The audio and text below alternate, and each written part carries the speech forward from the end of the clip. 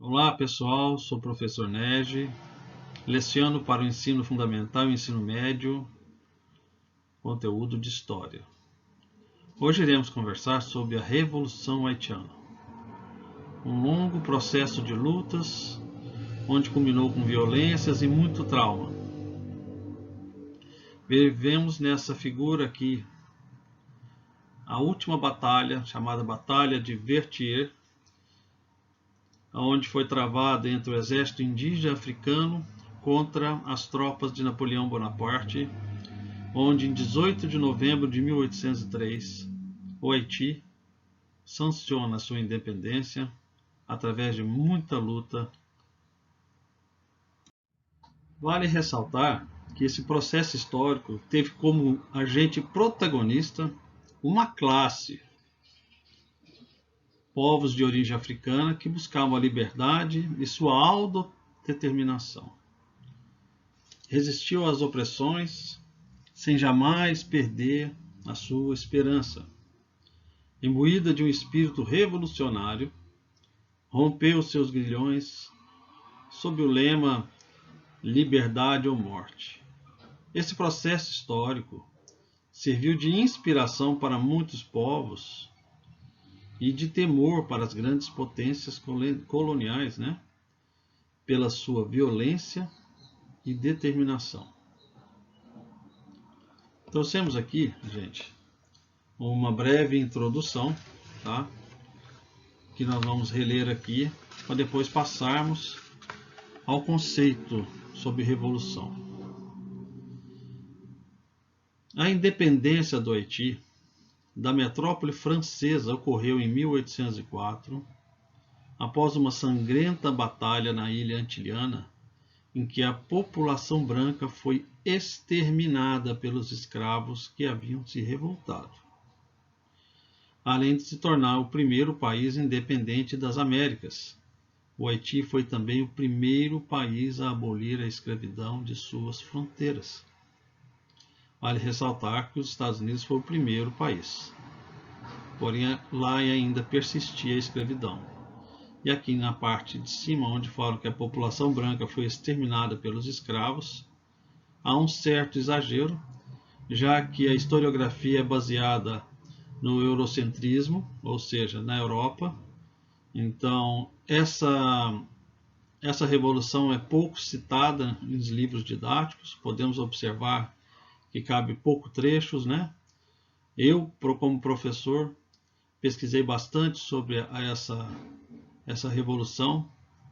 Pouco se falam de uma maneira detalhada, sempre de uma maneira genérica, Então devemos tomar muito cuidado quando dizemos que a população branca foi exterminada. Pode haver aí um certo exagero. A adoção dos ideais de liberdade, igualdade e fraternidade pelos revoltosos e a radicalidade das ações nas lutas pela independência levaram os líderes do movimento a serem conhecidos como jacobinos negros, em alusão ao grupo que comandou a Convenção Nacional durante a Revolução Francesa entre os anos de 1792 e 1795. Relembrando a Revolução Francesa, vemos que esse foi o período do terror, onde houve realmente caça às bruxas, onde Robespierre, temendo que a sua revolução houvesse uma contra-revolução, começou a exterminar seus inimigos. E assim apelidaram os africanos de jacobinos negros, pela tamanha violência contra as tropas das grandes potências. Potências essas nada mais, nada menos que Espanha, Exército Britânico e o Exército de Napoleão, por fim,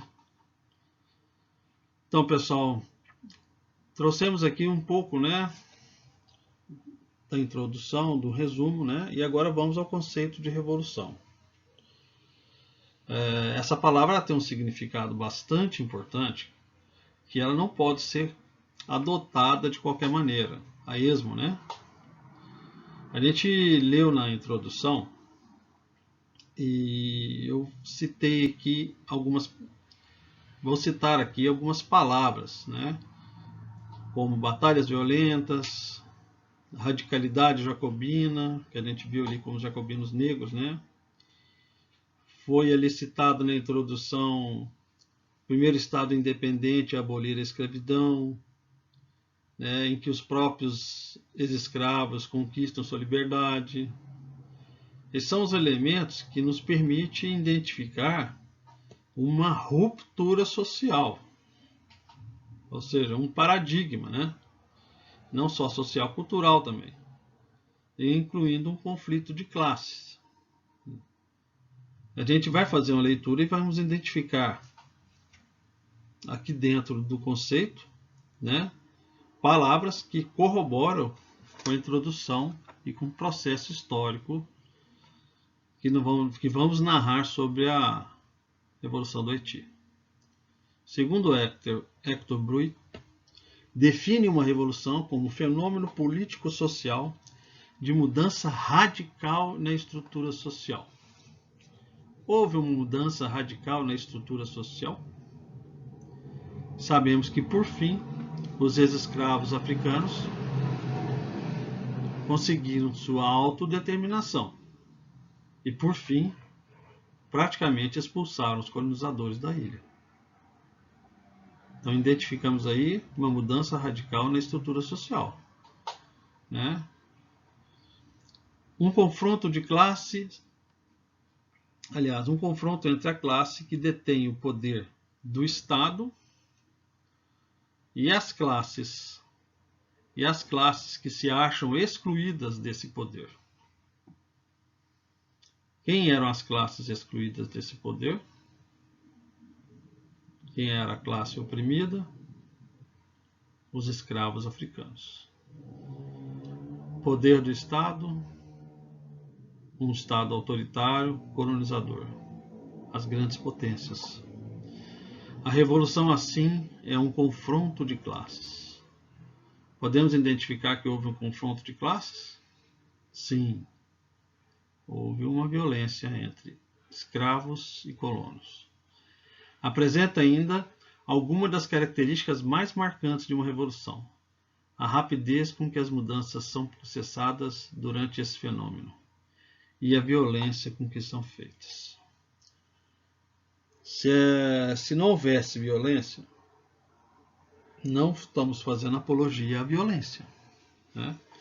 Mas se não houvesse violência, talvez estariam mais alguns séculos escravizados, né? Essa ruptura não se deu por diplomacia, de um escravo sentado à mesa do seu fazendeiro e pedindo uma liberdade. Aliás, nem conversa iria ter, né? Então, quando não há diplomacia, a violência tende a existir, não fazendo apologia à violência.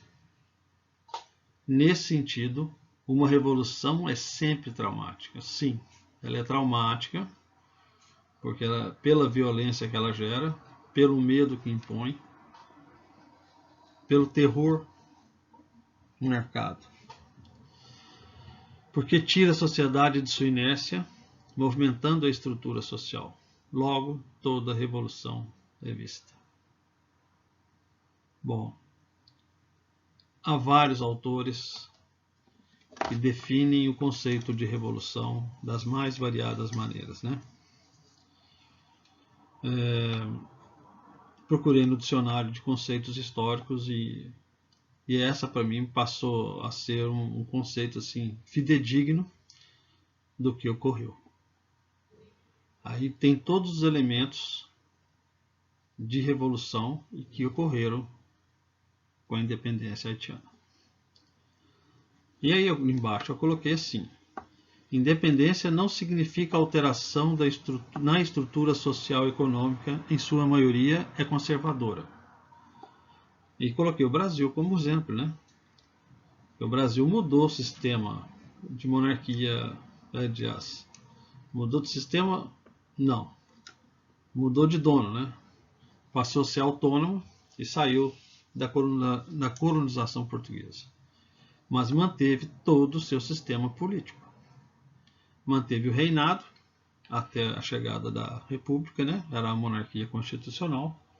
As oligarquias sobreviveram, elas são atemporais, elas sobreviveram no período do reinado, elas sobreviveram no período da República, e no decorrer dos períodos anos ela também continua. Até hoje temos estruturas oligárquicas. Podemos dizer que houve uma revolução? Fica uma reflexão para vocês. Continuando, vemos aqui na direita o mapa da América, né? América do Sul. Aqui temos a América Central e aqui em cima só uma parte, os Estados Unidos representando a América do Norte. Aqui já circulado por mim anteriormente está o Haiti, bem que debaixo desse laser, e com a República Dominicana do lado, tá? Hoje chama-se República Dominicana e hoje chama-se Haiti.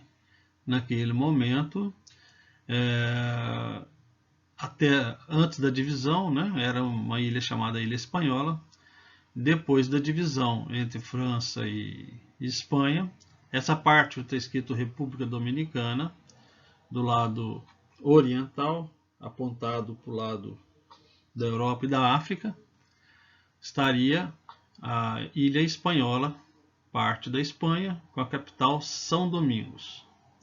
E aqui à esquerda nossa, apontado para a América Central, estaria a ilha de Saint-Domingues, nome dado pela França, e aonde tudo iniciou-se. Tá? Vejamos aqui que é uma região estratégica, tá? Porque ela fica, veja só, ela fica próxima à América Central, próxima aos Estados Unidos, próxima à América do Sul, aqui na parte da Venezuela e Colômbia, e aqui na região do mar, aqui podemos dizer que é um porto seguro entre Europa e a África. Esses são a estratégia logística, ou seja, transportes, né?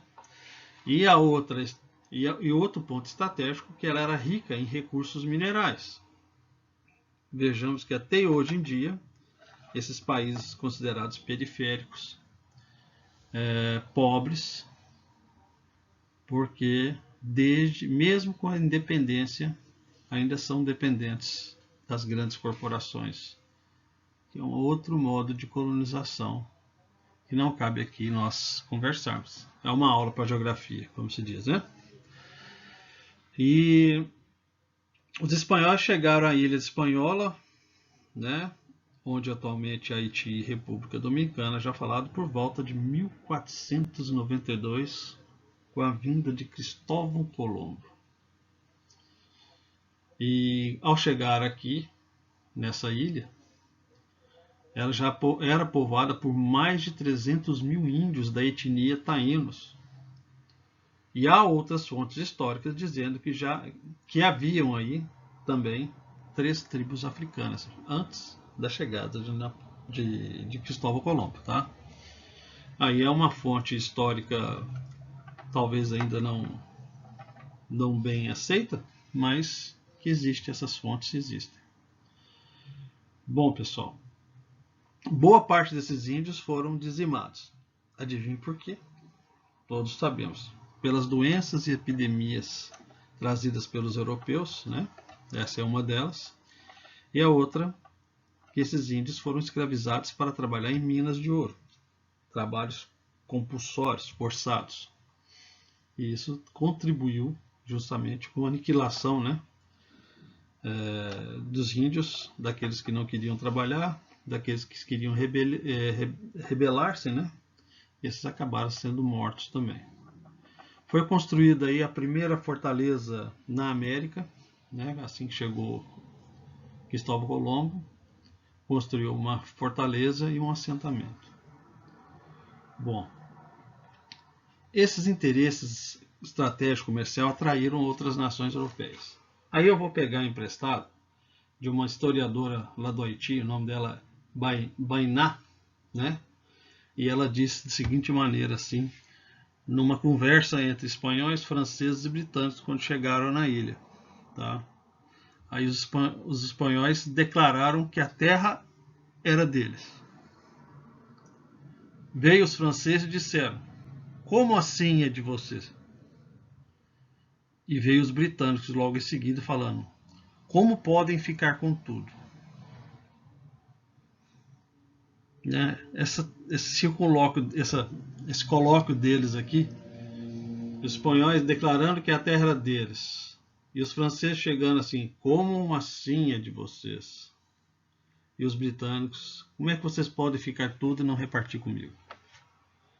Veja quão eram predadores essas grandes potências, né? Os espanhóis permanecem na ilha de 1492 até 1625, quando eles perdem o interesse pela ilha, porque já há um esgotamento das minas de ouros. Porque quando veio, lembra do mercantilismo, né? O metalismo, onde países que tivessem a posse do ouro, de prata, seriam considerados os mais afortunados. Então, assim que chegaram ao Novo Mundo, procuraram os minerais, ouro e prata. Haiti, havia isso, havia ouro.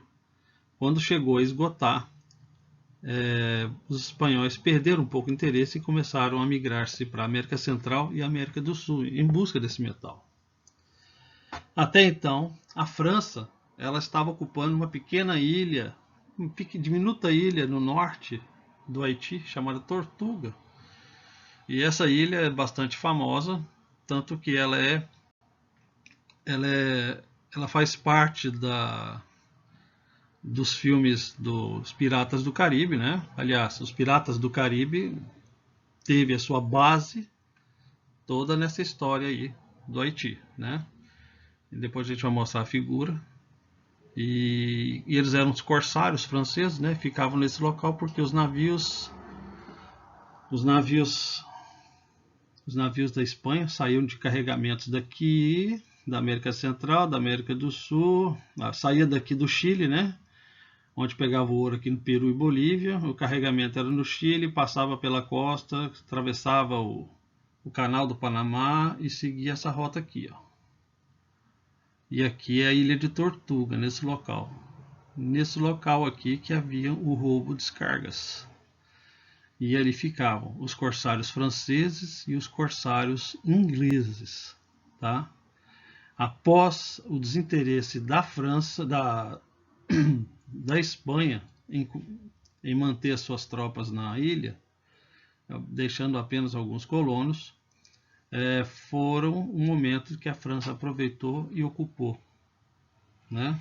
Essa faixa de terra, sendo que mais à frente a Espanha reconhece essa soberania através de um tratado entre a França e a Espanha, mediada pela Igreja, tá? Então ficou assim: a parte oriental chamada de Ilha Espanhola e a parte ocidental chamada de Saint-Domingue. Aqui é a ilha de Tortuga, tá? Olha, uma bela ilha, tá?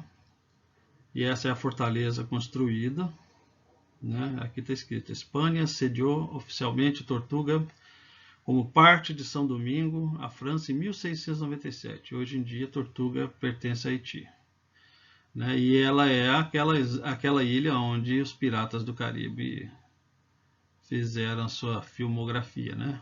Eu acho que é assim que fala. E essa é a fortaleza construída por Colombo, tá?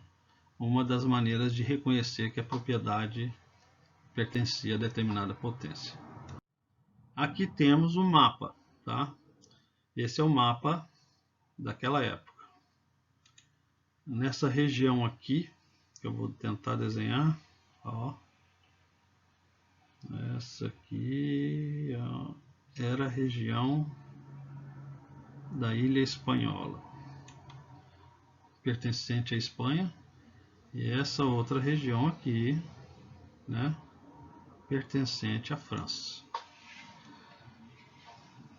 Esse é o desenho daquela época após a repartição mediada pela Igreja, que falamos bem superficialmente, porque ela é muito problemática, tá? Mas vamos temos aqui a ilha de Tortuga, tá? É onde acabamos de citar e mostrando aquela fortaleza. Veja só, essa parte antes pertencia totalmente à Espanha, tá? Depois foi dividida essa parte que era da França, se tornou Haiti, e essa outra parte que era espanhola tornou-se República Dominicana. E aqui, anteriormente a essa repartição, era a ilha onde ficavam os corsários franceses, corsários ingleses. E aqui é onde saíam os navios, os galeões espanhóis, com suas cargas, e aqui ocorriam, vamos dizer, os roubos de carga, né? Sendo bem mais claro isso. Dizem que corsários e piratas são diferentes, que piratas eram autônomos e corsários eram pagos pela coroa. Mas subtrair significa roubar, e roubar é ladrão, ladrão, desculpem, ladrão é ladrão.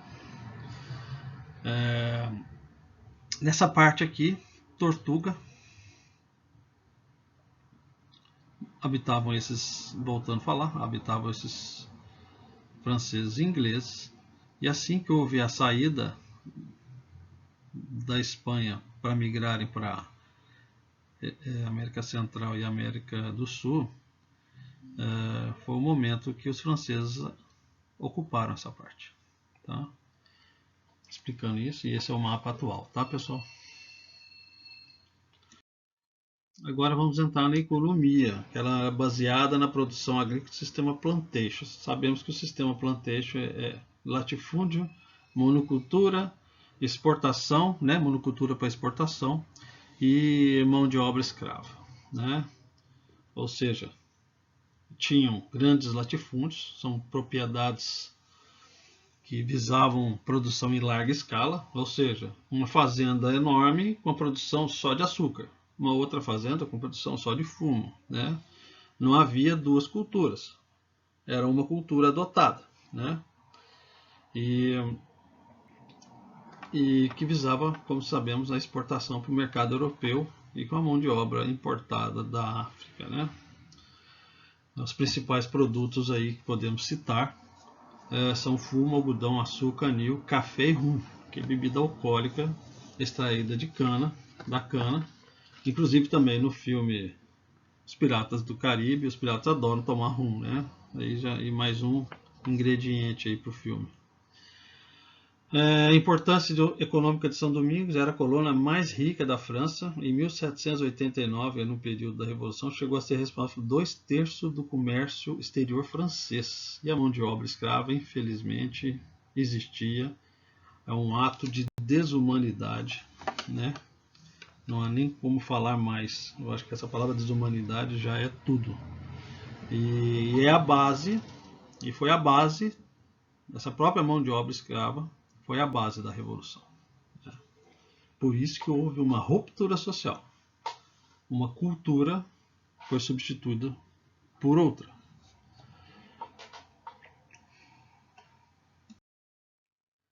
Aqui trouxemos para efeito como era feito o comércio nessa região, aqui no caso pela América do Norte, tá, gente? Vocês podem observar aqui através dessas setas como essa região era movimentada. Ó, saía produtos das ilhas, da ilha, por exemplo, aqui de Jamaica, que é uma ilha inglesa, se eu não me engano, saía melaço para a Inglaterra. Aqui do Haiti, né? Traziam alimentos dos Estados Unidos, exportavam açúcar para a França e etc, etc tal. Esse aqui são comércios feitos pelas colônias dos Estados Unidos, tá, gente? Agora vamos passar para outro aqui, que é feito pela ilha de São Domingo, tá? Que é essa aqui, ó. tá? Vou colocar uma outra cor, essa aqui de preto. Saía daqui, tá em francês, gente, fica difícil a gente falar, mas saía daqui madeira, açúcar, tá?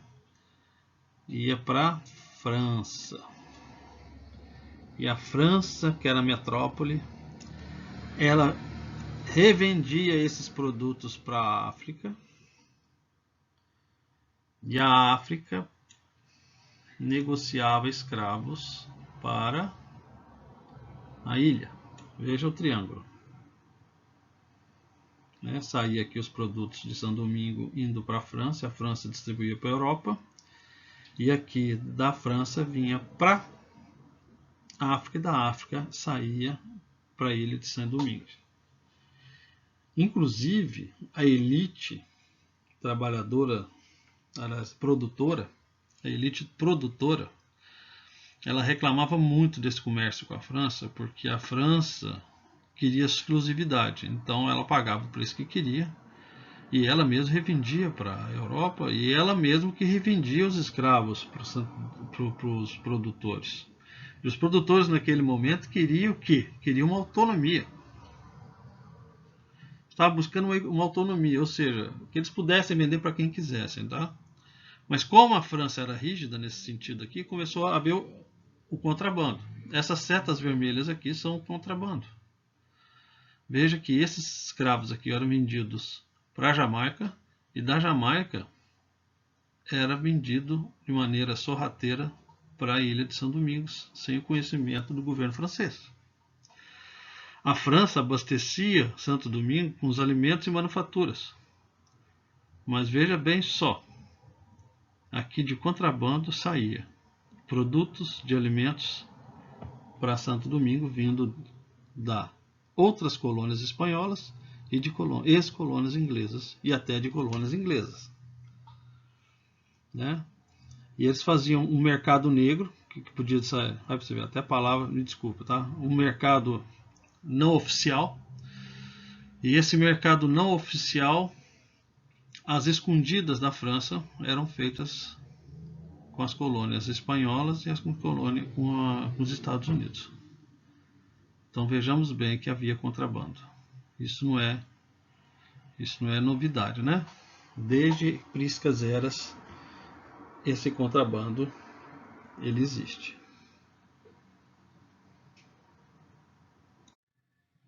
Aqui temos, eu busquei uma arte de um site francês, me desculpa, eu não sei ler francês, traduzi algumas que eu pude, mas aqui é a região onde habitavam, onde havia plantação, onde havia habitação aqui do senhor dos escravos, né? Aqui no Brasil foi chamado de engenho, lá também é a mansão, maison, tá lá.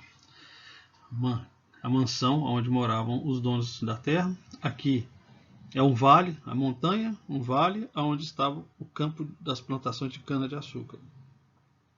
Aqui possivelmente deve ser habitações ou depósitos.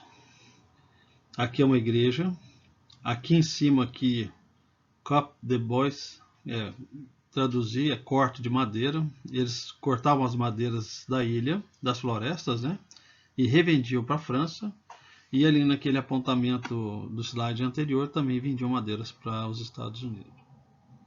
Aqui é o engenho, né? Os escravos. Não difere muito do sistema adotado aqui também no Brasil, né? Essa é uma visão panorâmica que a gente tem dos locais, do local onde trabalham e de onde vivem, né? Aqui temos uma sociedade colonial, né? São Domingos no final do século XVIII. Eram brancos, grandes proprietários rurais, funcionários régios e grandes comerciantes, correspondiam 7% da população. Eram 40 mil franceses. O segundo eram os mestiços, trabalhadores livres, como carpinteiros, sapateiros, ferreiros, ambulantes, correspondiam 5% da população, cerca de 30 mil. E a maioria, 87 mil, eram negros escravizados, com mais de 500 mil. Aqui no próximo slide a gente vai ter um extrato da sociedade realmente, né? Aqui está escrito aí que eram os grands blancs, ou seja, formavam uma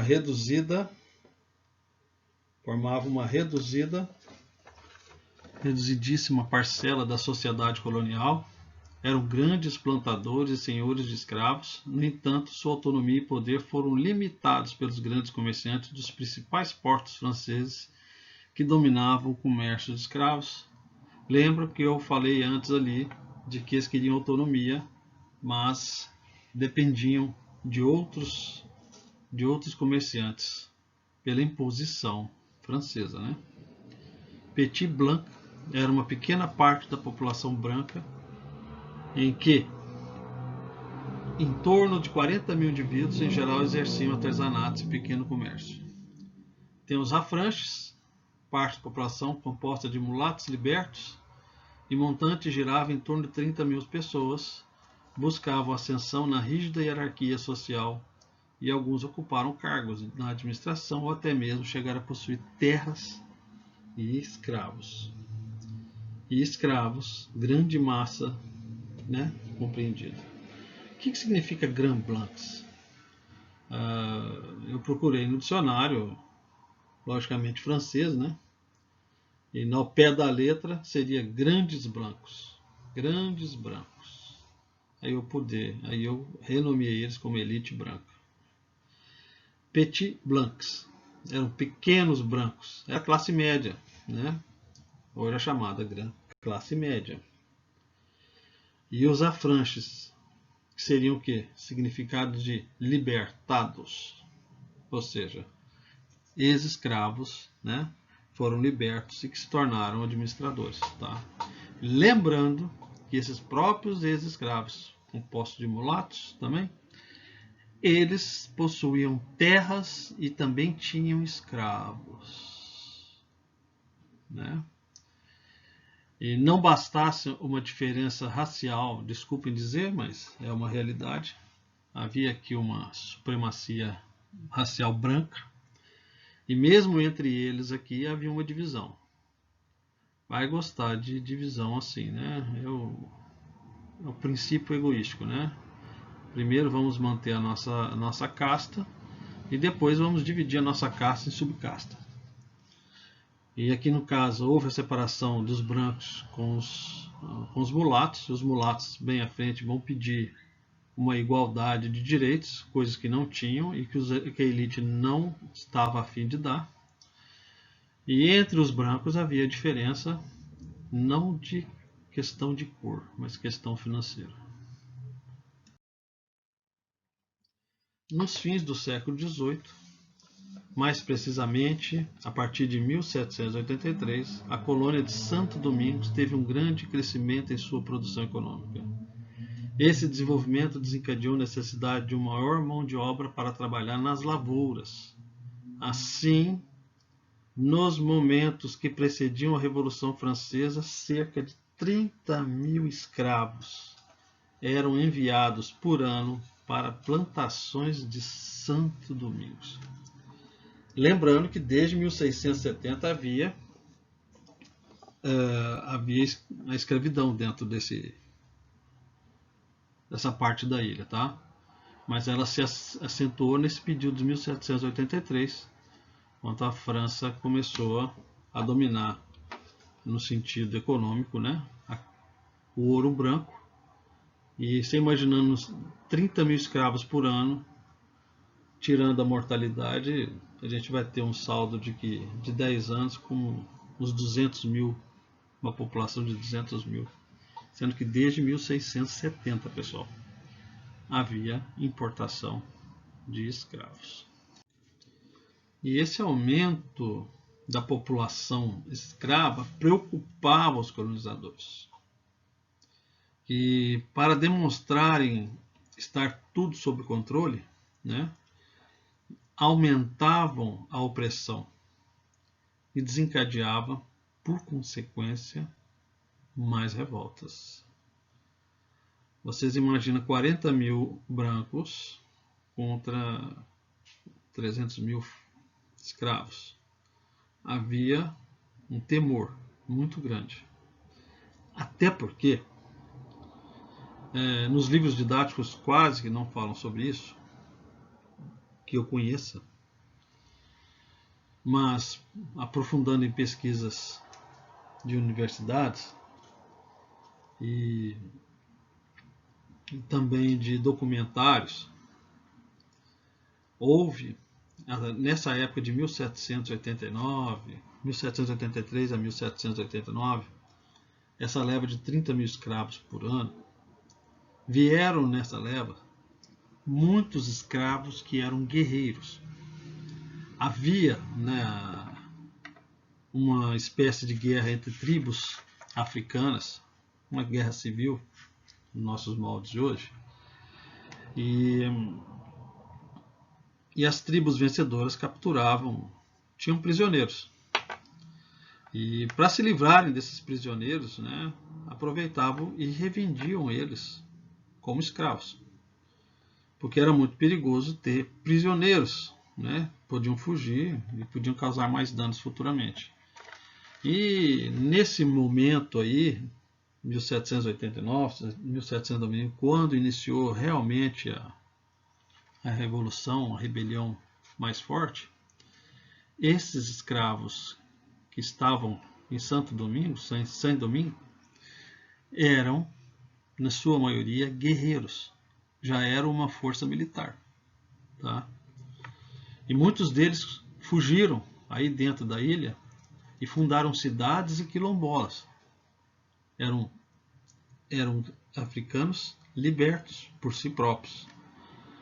Então, viviam nas montanhas e nas regiões pantanosas e nas regiões de pouco acesso de soldados franceses e da elite branca com seus capatazes. Então surge aí um esteio, né? Uma estrutura militar já pronta para ser liderada. Opressão. Tratados como mercadorias, né? Os escravos eram submetidos a uma rotina duríssima de trabalho, com maus tratos. Não tinham tempo para cultivar a sua própria roça, né? Já que eles tinham seus próprios territórios pequenininhos ali, onde podiam plantar para se alimentarem. Tinha uma má alimentação, não tinham cuidados médicos, né? Isso tudo acelerava os problemas de saúde que levavam a uma grande mortalidade, né? E eram também impedidos de formarem famílias. Os colonizadores preferiam adquirir novos escravos do que deixassem eles formarem famílias ali. E o que permitiu, de certa forma, que eles tivessem muito próxima da cultura africana. Já que, se eles mantivessem a família, o processo de aculturação, ou seja, o processo deles perderem um pouco os laços com a cultura africana e se condicionarem com a cultura europeia, perifericamente falando, seria até mais favorável aos colonizadores. Mas, no entanto, preferiam estar comprando, até porque estar comprando no sentido econômico para a metrópole era melhor, né? Porque ela podia comprar e revender para os fazendeiros. Mas, no entanto, fazendo uma grande importação de escravos e depois, ainda tendo favorável aos escravos africanos a cultura, isso foi um motivo, foi uma das bases que formaram essa rebelião, né? E houve o levante dos jacobinos negros, que nós vamos falar agora na frente. Por que jacobinos negros? Porque eram comparados com o período do terror dos jacobinos. O levante foi forte, o levante foi violento e e derrotou as grandes potências. Isso tornou essa revolução um marco na América, né? Bom, aqui estamos falando, pessoal, do princípio das revoluções, tá? Por que nós estamos falando dos princípios da revolução? Porque ela não ocorreu só em 1791. Eles tiveram vários outros líderes anteriores. Inclusive, anterior ao François Marcandal, havia um. Eu acabei não citando, senão ia ficar mais longo do que eu imaginava. Então, em 1751 e 1757, liderados por um escravo, François Marcandal, profundo conhecedor e manipulador de plantas, inicia uma revolta contra os colonizadores, né? Ele era um africano escravizado que se libertou, sendo um dos precursores da Revolução. Ele tinha conhecimento das propriedades de plantas, era um exímio manipulador dessa essência. Ele ensinou às cozinheiras como envenenar os seus senhores. Ele causou uma perplexidade nas elites brancas. Não tenho números para fornecer de quantos morreram, mas não foram poucos. Ele era considerado por muitos um sacerdote, diziam que ele previa o futuro, né? Dizia que a revolução ia se concretizar nesse sentido, né? Sob os domínios dos pretos, né? Ele tinha como peculiaridade reunir-se com os escravos sempre no final do período de trabalho, no período noturno, né? E ele teve a sua prisão decretada em 1758, quando um ex-colaborador o denunciou. Bom, pessoal, ele criou, como está escrito ali, uma rede de escravos infiltrados na fazenda, com a intenção de destruir lavouras, né? E ele envenenava, através das cozinheiras, os donos das fazendas. E dizem que ele é o precursor. Estamos trazendo a história com um pouquinho mais de detalhe, tá? Que os livros didáticos não contam, mas que está registrado nos anais da história. Com a morte dele em 1758, houve maiores perseguições. Como nos diz aí o livro do James, né, chamado Os Jacobinos Negros, né?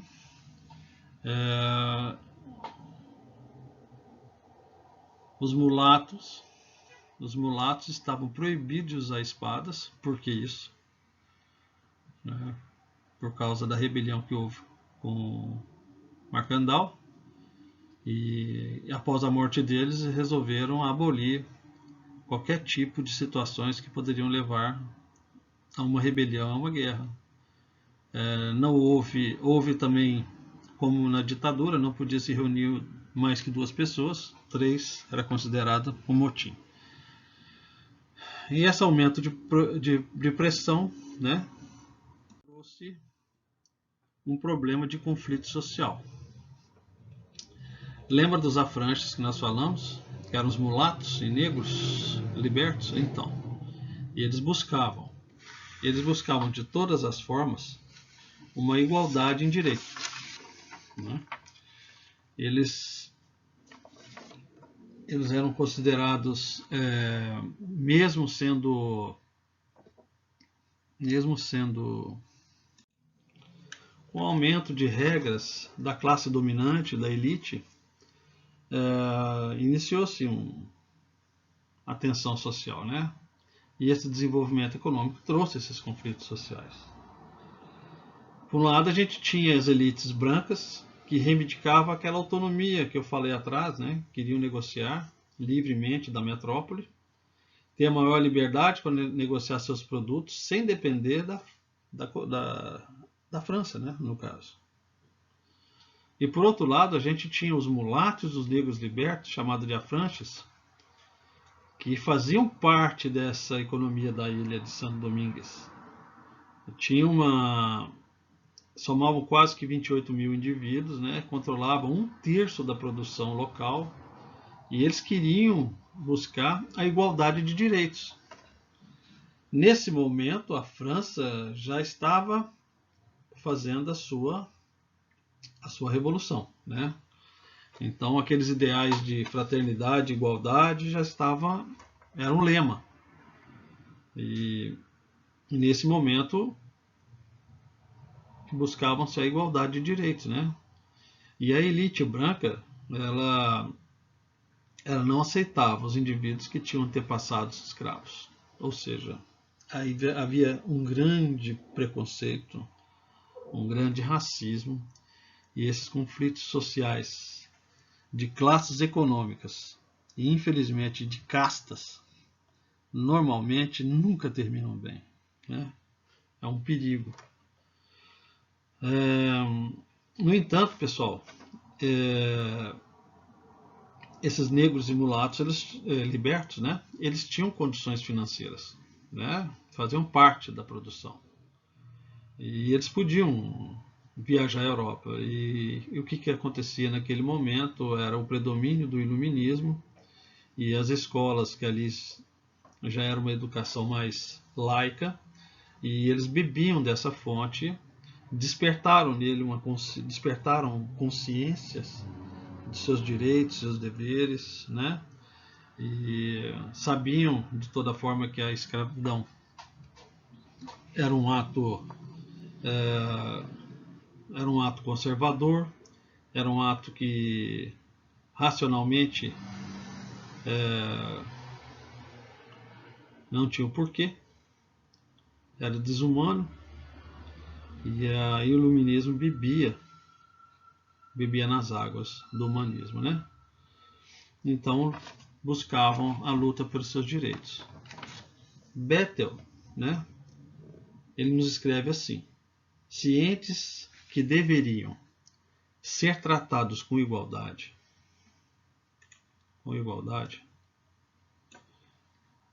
os negros acabavam se organizando em sociedades, né? Em sociedades, para reivindicar os seus direitos. Em Paris foi organizada a primeira Sociedade Amiga dos Negros, uma associação com um prestígio entre a burguesa liberal da cidade e que lutava em favor dos direitos dos negros. Os colonos de Santo Domingo encontraram nessa organização o apoio que precisavam para defender os seus direitos. Então aqui nós temos, por um lado, os elite branca buscando autonomia comercial, e por outro lado os escravos libertos e mulatos buscavam seus direitos sociais. Aqui já começa, né, economia versus social, né? Lá na frente isso aí vai eclodir também em partidos políticos, né? Não vamos dizer que isso aqui foi o presságio, mas a essência.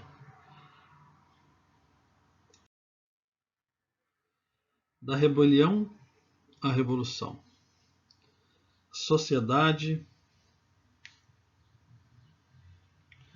Em 1790, a Sociedade dos Amigos Negros, sedição armada com apoio inglês frustrados. Então, a Sociedade dos Amigos Negros, através de Vicente Auger e Jean-Baptiste Chavannes, tentaram organizar um movimento armado buscando apoio britânico. Veja só como as coisas são. Dentro da França, buscando reconhecimento, e a França não dando esse reconhecimento por causa da elite branca, e temendo que essa elite branca se revoltasse, os políticos se mantiveram omissos, né? E aí eles foram buscar um apoio britânico, um tipo de uma chantagem, né? E esse golpe não prosseguiu, né? E acontecendo que eles acabaram sendo mortos por tentativa de rebelião, né? E apesar, pessoal, deles defenderem a causa dos negros, eles não eram a favor da sua total libertação. Eles lembram-se de que eles também eram produtores.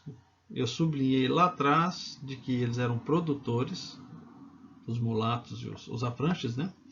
Eram produtores e tinham escravos. Então, eles foram lá para pedir direito à igualdade, mas também, ao mesmo tempo, regrediram quanto a pedido da abolição. Por quê? Porque eles também tinham escravos. E aí eles têm uns argumentos que nós vamos ler agora. Surgida às vésperas da Revolução, a Sociedade dos Amigos Negros reuniu-se um grupo seleto de homens de letras, nobres e financistas, que dedicaram por meio de panfletos e petições à Assembleia a levar o problema da escravidão para o espaço público. Daí tudo bem. Ela tornou-se para os colonos e armadores um símbolo de ameaça que pesava sobre o comércio colonial naquele tempo de mudanças. Bom, aí começa o problema. Se a gente livrar todos os escravos, o que vai acontecer? A gente vai ter que pagar salários, né? E aí vai causar problemas na economia. O discurso dos amigos, entretanto, não visava a desagregação do sistema colonial, ou seu anti-escravismo era moderado, ou seja, não eram radicais, não queriam abolição, queriam uma abolição gradual, centrado na proibição de tráfico e na abolição gradual da escravidão, ou seja, não queria mais a importação de escravos, né? E que esses escravos que ali estivessem gradualmente fossem libertos. Ela será ao mesmo tempo a defensora dos negros, né? Do interesse nacional, do interesse do fisco e até mesmo dos interesses dos plantadores, pois ela deve buscar um meio de conciliar o respeito pela sua propriedade com aquele que se deve à humanidade. Eis uma situação complexa, né? Cheia de incoerências.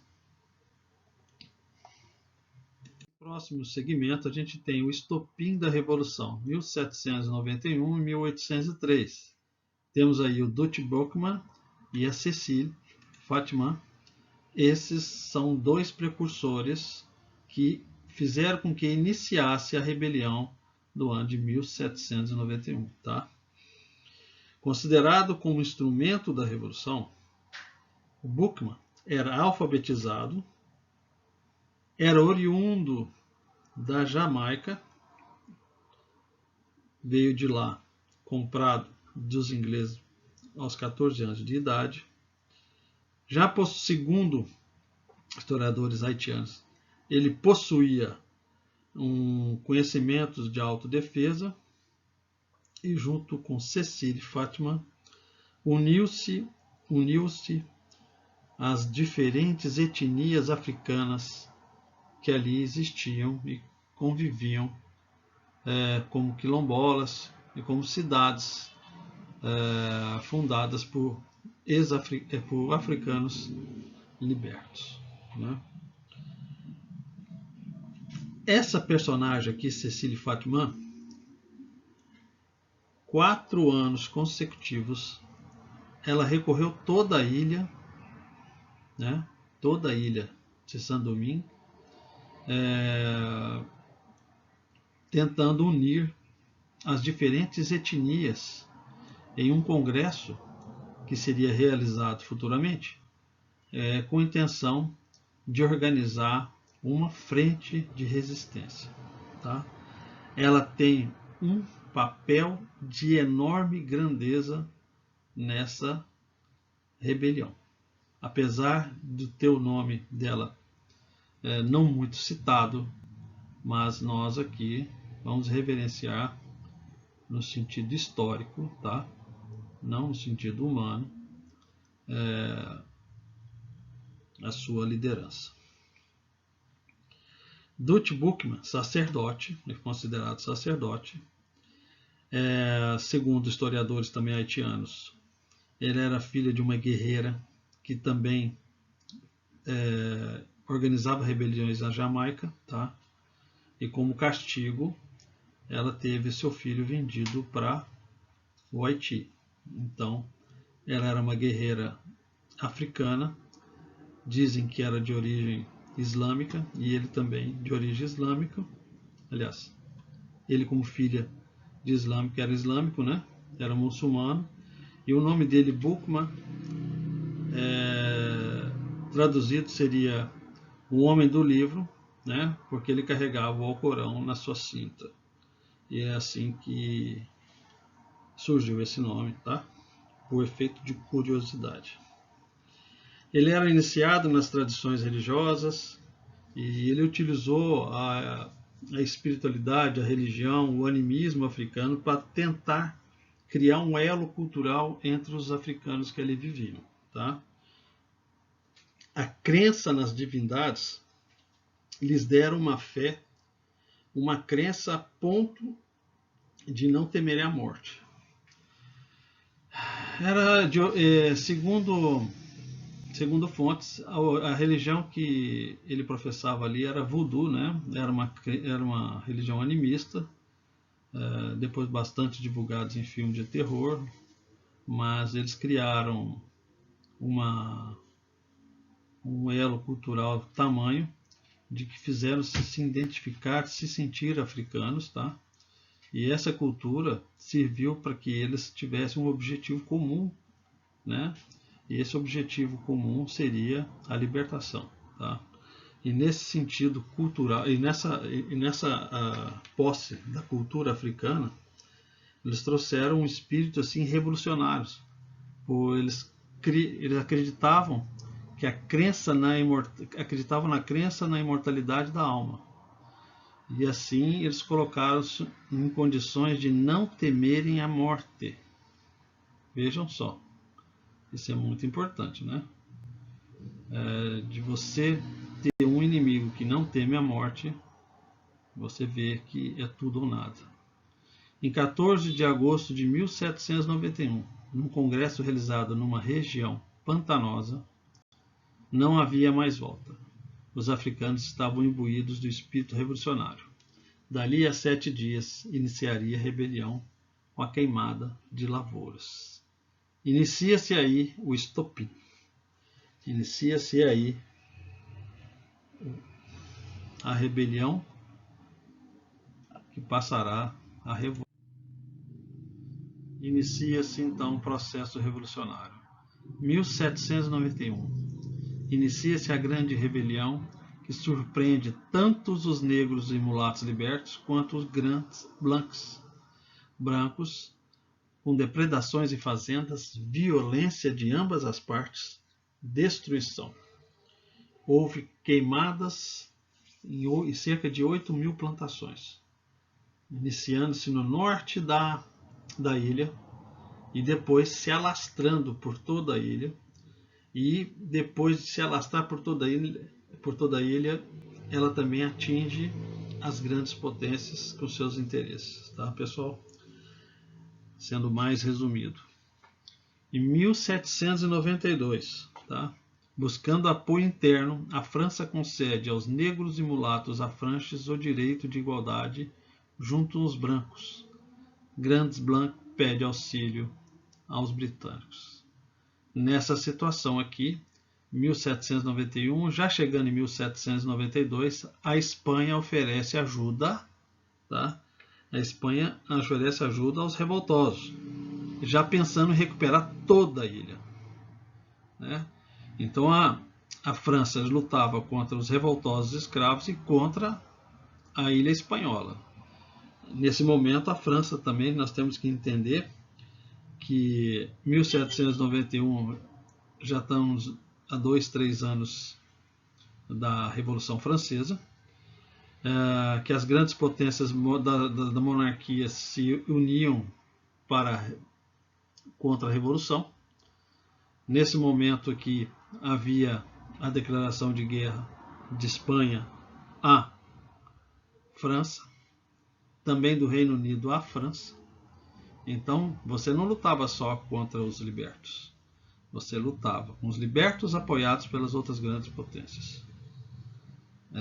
A França nesse momento se viu enfraquecida e ela concede aos negros e mulatos afranches, né, o direito de igualdade.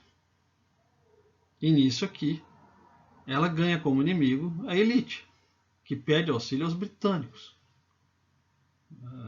Veja bem que situação que estava acontecendo ali. E nós estamos falando aqui de uma maneira muito sintética, mas aqui, nesse período, muitas mortes estavam ocorrendo. Em 1793, o comandante francês Santonax, que é um jacobino, aboliu a escravidão em São Domingos, como medida estratégica e desesperadora.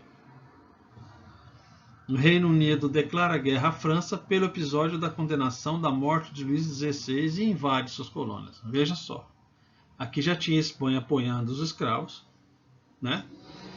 E já liberta os negros e mulatos, né? Ganha um inimigo interno, que é o da elite. Em 1793, o comandante Santonax francês abole a escravidão em São Domingos, esperando ganhar apoio dos escravos e estes se juntarem às suas fileiras para lutarem contra a Espanha e agora o Reino Unido, porque nesse momento lá na França, Luís XVI era decapitado e as grandes potências da monarquia, que era a Inglaterra, a Áustria, Prússia, a Espanha, todos estes estavam temerosos da Revolução Francesa.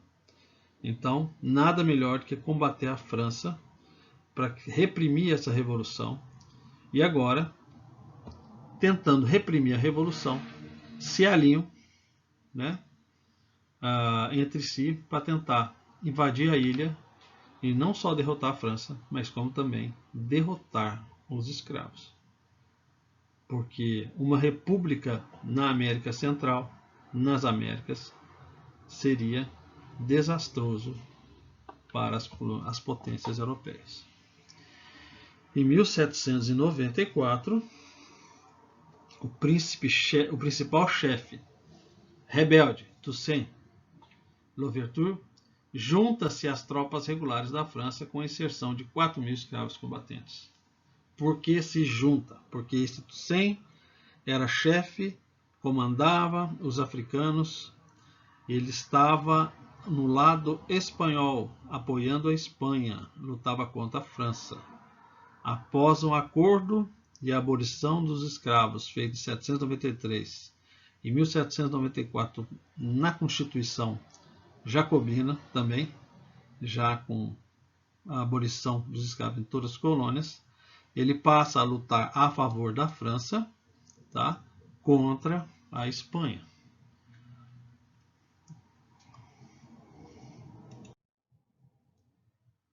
Aqui eu trago, nesse intermédio, uma charge muito interessante.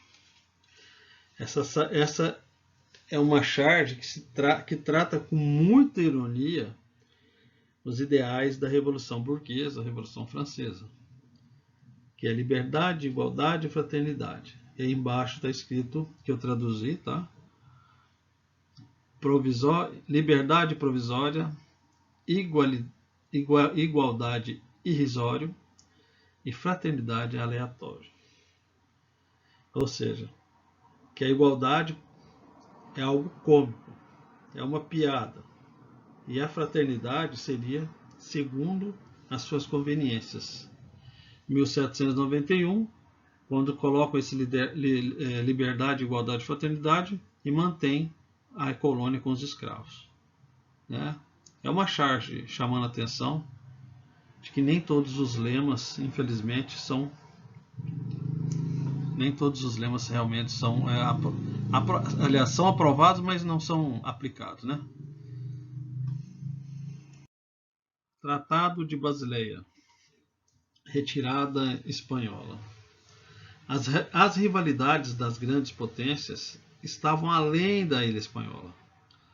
O Tratado de Paz celebrou a entrega da parte oriental da ilha. Toda a ilha agora estava sob o controle da França. E em troca, a França cedeu os territórios da Catalunha, restituindo eles na Espanha. Ou seja, houve uma troca, né? E a Espanha também estava temendo naquele momento as investidas da Grã-Bretanha em seus territórios. Celebrou esse tratado de paz com a França e, ao mesmo tempo, se aliou à França no sentido de se proteger das investidas britânicas. Tá? Em 1798, os britânicos se retiram da ilha, sofrendo uma das suas maiores baixas e até hoje uma vergonhosa derrota, consideradas por eles, a ponto de você não encontrar esses dados em quase nenhum veículo histórico da Grã-Bretanha. Pouquíssimos tocam nesse assunto de tão vexame que foi. Depois de muitas derrotas, sofreram quase 20 mil baixas, né? E nesse mesmo ano, em 1798, o Toussaint recebe o título, né, de governador-geral, além de combatente das armas, de comandante das armas, né? Ele tinha como objetivo reorganizar a economia e conter os distúrbios sociais, né? E ele estava pensando na possibilidade dos escravos retornarem às plantações nas condições de assalariados. O problema disso é que os ex-escravos não queriam voltar mais a trabalhar com seus antigos colonizadores, né? Havia aí um problema, e um problema grande. Em 1799, né,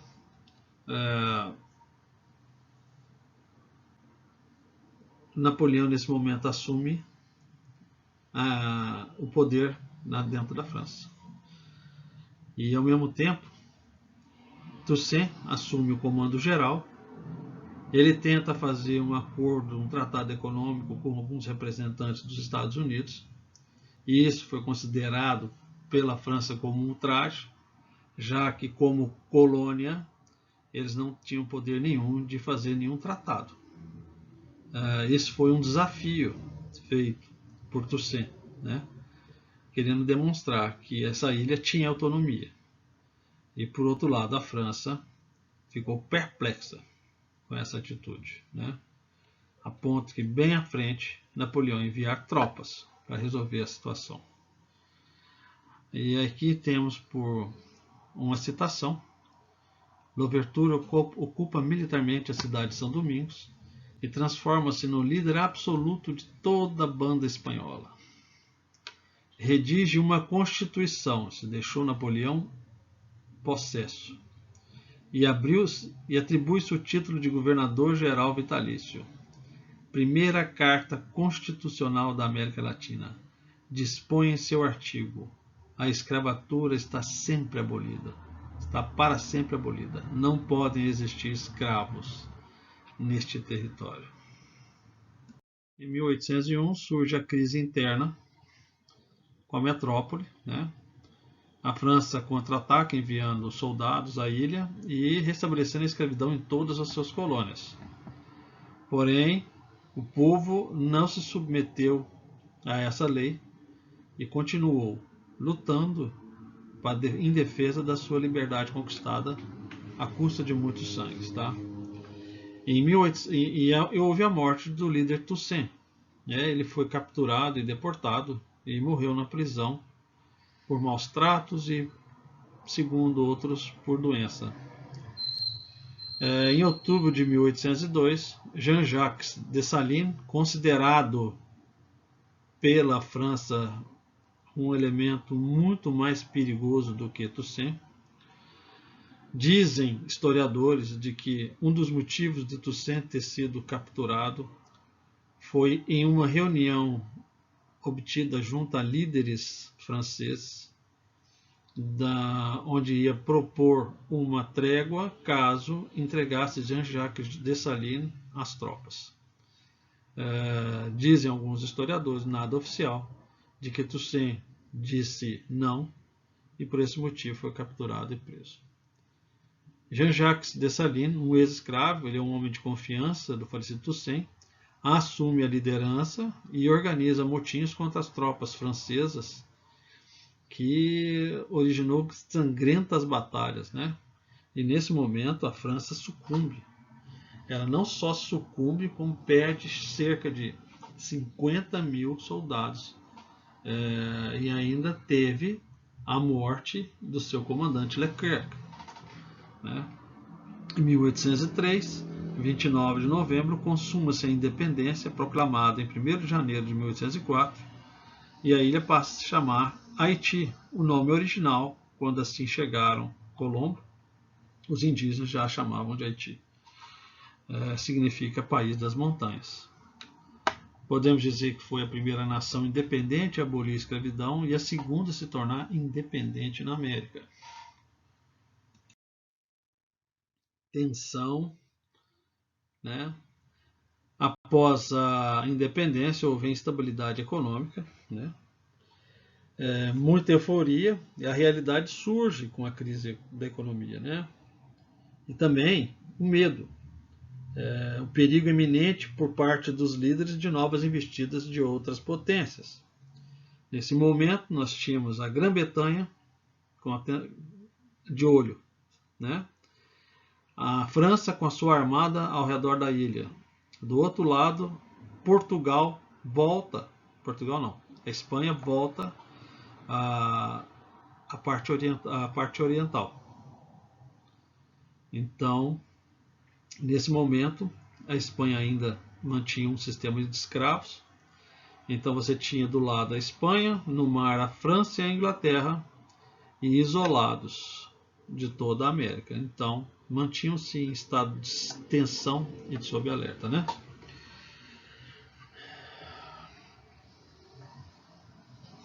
O temor haitiano de serem atacados por forças externas massacraram todos os franceses do território.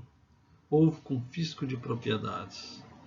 Então, as atitudes de medo de serem atacados por forças externas buscavam dentro do seu próprio país, agora Haiti, massacrarem todos aqueles que poderiam servir-se de ponte ou de ligações com as outras potências que pudessem criar dentro da própria Haiti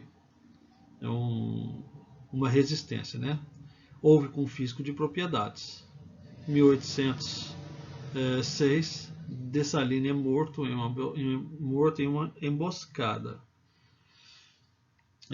Houve também o fim do plantation, né? Passaram a ter a agricultura familiar, o fim das exportações, que geraram essa instabilidade econômica. Eles estavam isolados diplomaticamente pelos antecedentes dos massacres aos opositores, e somente em 1825 que eles tiveram reconhecimento mediante o pagamento de indenizações. E o Vaticano, por exemplo, reconheceu só após 60 anos. Né? Esse foi um dos grandes problemas que aconteceu após a independência. Repercussões da Revolução. Para a América Espanhola, o Haiti foi um exemplo e, ao mesmo tempo, advertência, observado com horror por todos os governantes. São citações sobre as repercussões da Revolução. O Haiti representava não apenas a independência, mas também a revolução. Não apenas a liberdade, mas também a igualdade. E essa aqui de baixo é um relato de um dos revolucionários venezuelanos, seu nome Miranda. Ele diz assim: confesso que, por mais que eu deseje a liberdade e a independência do novo mundo, temo ainda mais a anarquia e a revolução. Não permita Deus que outros países sofram o mesmo destino de Santo Domingo, palco de carnificinas e de crimes, consentidos sob o pretexto de instaurar a liberdade. Seria melhor que tivessem permanecido mais um século sob a bárbara e insensível opressão da Espanha. Realmente foi uma tragédia para os colonizadores a libertação do Haiti, porque teve como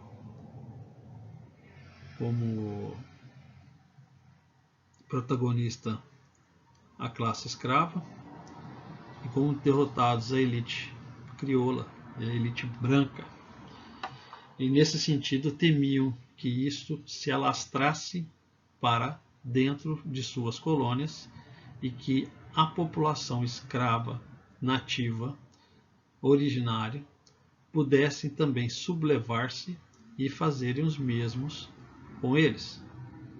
Então, por muito tempo, foram mantidos isolados diplomaticamente, sempre as grandes potências em seu círculo, né? Sempre rodeando a sua ilha, e isso os mantinham sempre em estado de alerta e tensão.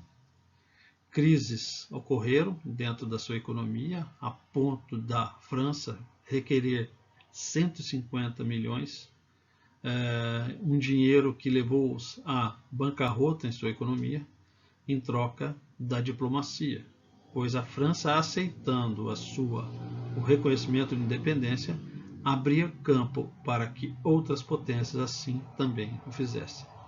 O custo foi muito alto, houve custos financeiros, que é relegado ao segundo plano, e o custo humanitário, que é colocado em primeiro plano, onde houve violências, segregações, preconceitos, racismos de ambas as partes, e no final houve essa crise humanitária com mortes de centenas de milhares e um trauma, né, para a humanidade.